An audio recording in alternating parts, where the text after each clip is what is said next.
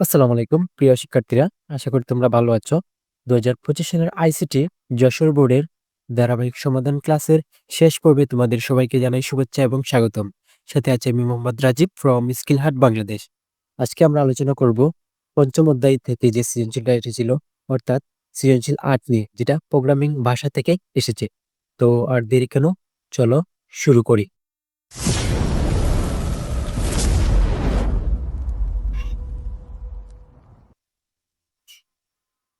প্রশ্ন 8, এখানে একটা উদ্দীপক দেওয়া আছে যে 2 square plus 4 square plus 6 square plus 8 square plus dot dot dot N square, অর্থাৎ এটা এন তম বার, এখানে এন তম বার দেওয়া।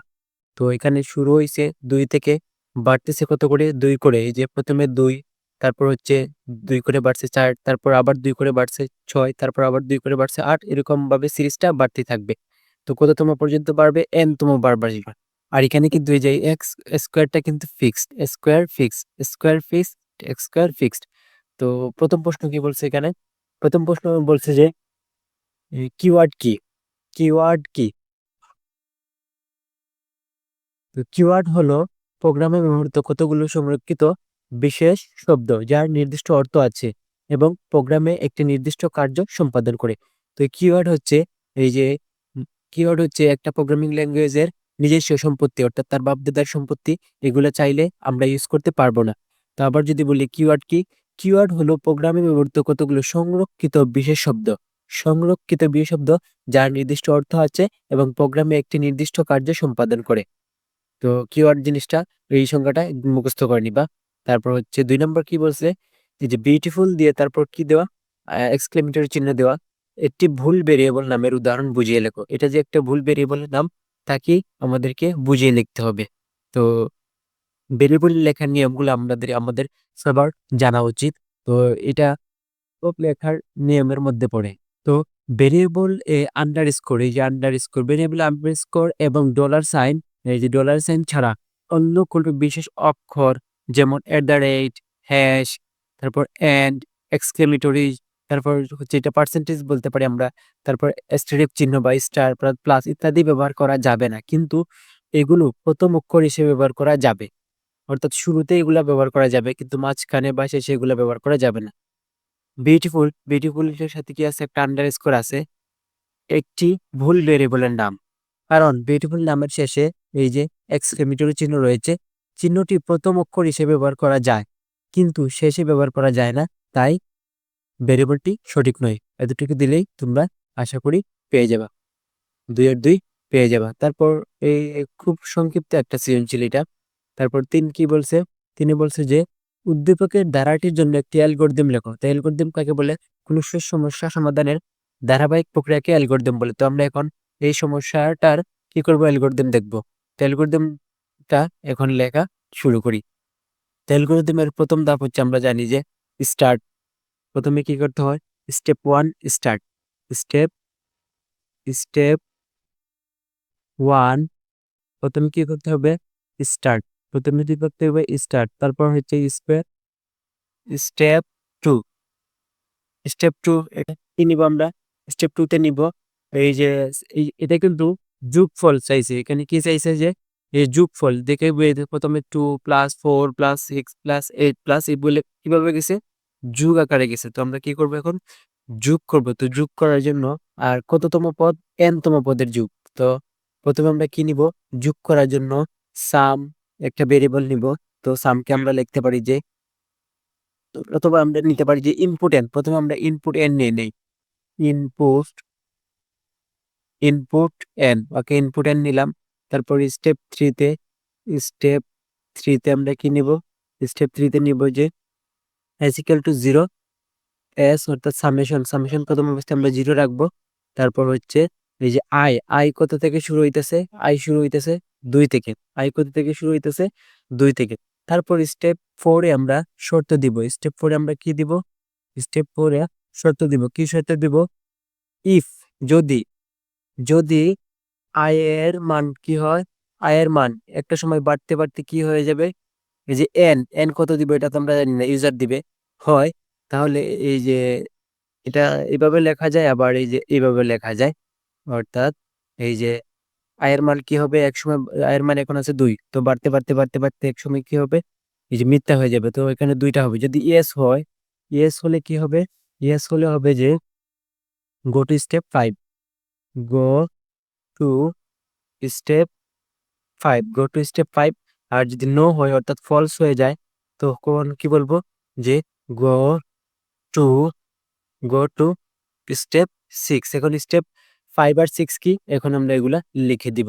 যদি সত্য হয়, যদি সত্য হয় তাহলে কোথায় যাবা তুমি, স্টেপ 5-এ যাবা। তো স্টেপ 5 কি হবে, এই যে স্টেপ 5, স্টেপ 5, স্টেপ 5 হবে যে স্টেপ 5 এ 2টা কাজ করবে।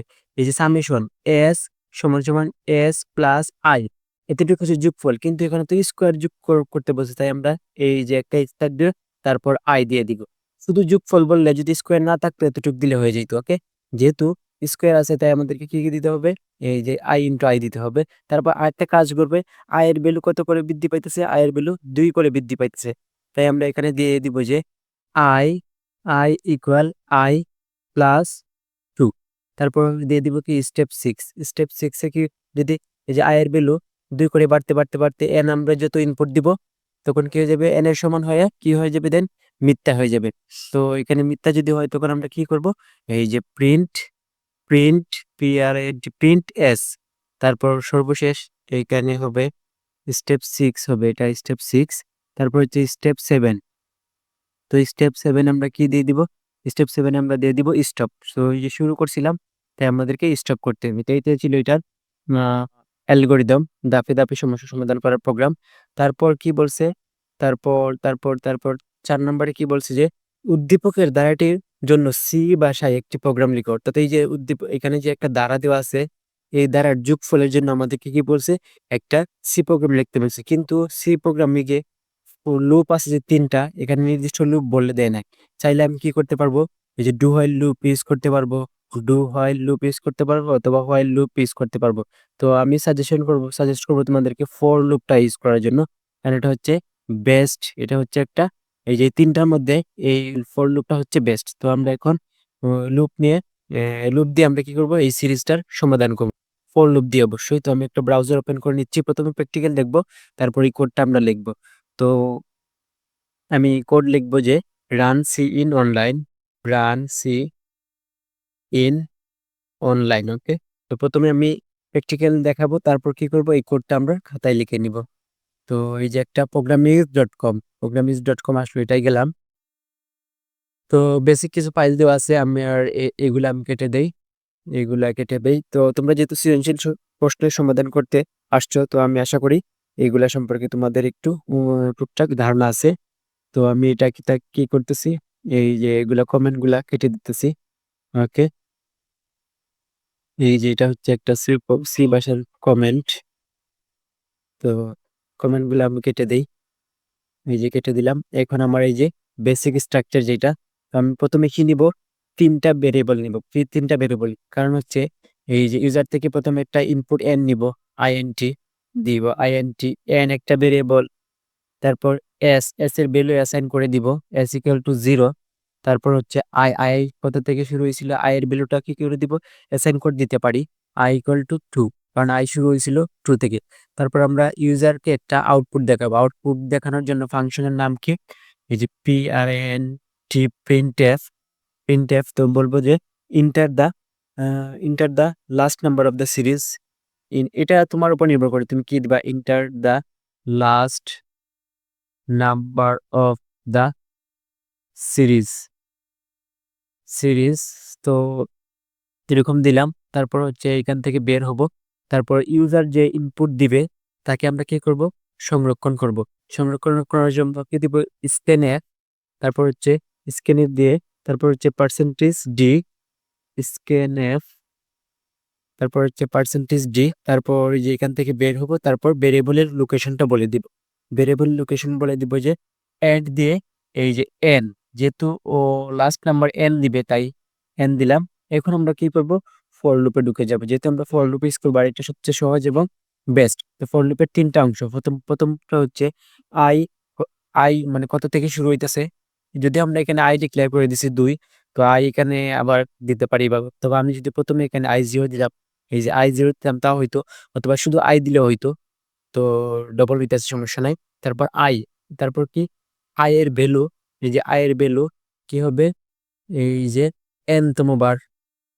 ওকে, তারপর হচ্ছে i এর ভ্যালু কত করে বৃদ্ধি পাবে, i equal to i plus i plus i plus 2। এই যে তিনটা সত্য, তারপর হচ্ছে বডিতে ঢুকবো, ফর লুপের বডিতে ঢুকে কি করব, এই যে সামেশন করব, s equal s plus i, এতটুকু শুধু যুগের জন্য, আর যেহেতু স্কোয়ার সহ যুগ তাই আরেকটা দিব i ইন্টু i। তো এই তো হয়ে গেল। তারপর কি করব, লুপ থেকে বের হব, বের হয়ে এখন আমরা প্রিন্ট করব আবার, প্রিন্টএফ, প্রিন্টএফ এখন আমরা লিখে দিব sum of the series is, sum of the series is, sum of, sum of the series, আর আই এস, সিরিজ ইজ পার্সেন্টেজ ডি। তারপর এখান থেকে বের হব, তারপর আমরা এই যে এস নামটা দিয়ে দিব, এই যে এস নিয়েছিলাম এস ইকুয়াল টু 0। তারপর এখন কোনো যদি ভুল আমি যদি না করি তখন আমার আউটপুটটা আসবে। তো আমরা রান করি, দেখি কি আউটপুট আসে। এই যে রান বাটনে ক্লিক করলাম, কোনো কিছু ভুল হয় নাই, অর্থাৎ সবকিছু ঠিকঠাক লিখছি। Enter the last number of the series, suppose আমি দিলাম হচ্ছে 5, ওকে 10 দেই, 10। তো 10 যদি দেই তখন the some of the series is 220, অর্থাৎ 10তম পদের যোগফল হবে 220। তো এই তো ছিল এই যে 4 নম্বরে সি প্রোগ্রাম। তো আশা করি সি প্রোগ্রামটা তোমরা বুঝতে পেরেছো। তো আমি এখন একটা কি করব, কপি করে আমাদের খাতা লিখে নিয়ে, অথবা তোমরা চাইলে স্ক্রিনশট নিতে পারো। আমি আমার এখানে কি করে দিব, এই যে এখানে আমার এই যে লেখা আছে যে উদ্দীপকের দ্বারাটির সি ভাষার প্রোগ্রাম লেখা হলো। তো আমি এখানে কি করব, এই যে পেস্ট করে দিব, এখানে কি করে দিব আমি, আমার হচ্ছে এই যে এইখানে আমি পেস্ট করে দিব। ওকে, এই তো হয়ে গেছে, এই তো হয়ে গেল আমাদের এই যে সম্পূর্ণ সমাধান।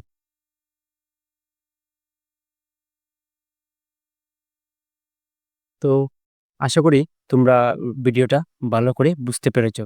সো এই তো ছিল যশোর বোর্ডের 8 নং সৃজনশীল প্রশ্নের সমাধান। তো ভিডিওটি যদি ভালো লেগে থাকে তাহলে অবশ্যই স্কিলেট বাংলাদেশ চ্যানেলটা সাবস্ক্রাইব করবে এবং লাইক কমেন্ট করে পাশে থাকবে। So thank you so much for watching this video. ভালো থাকো, সুস্থ থাকো এবং স্কিলেট বাংলাদেশের সাথেই থাকো। আসসালামু আলাইকুম।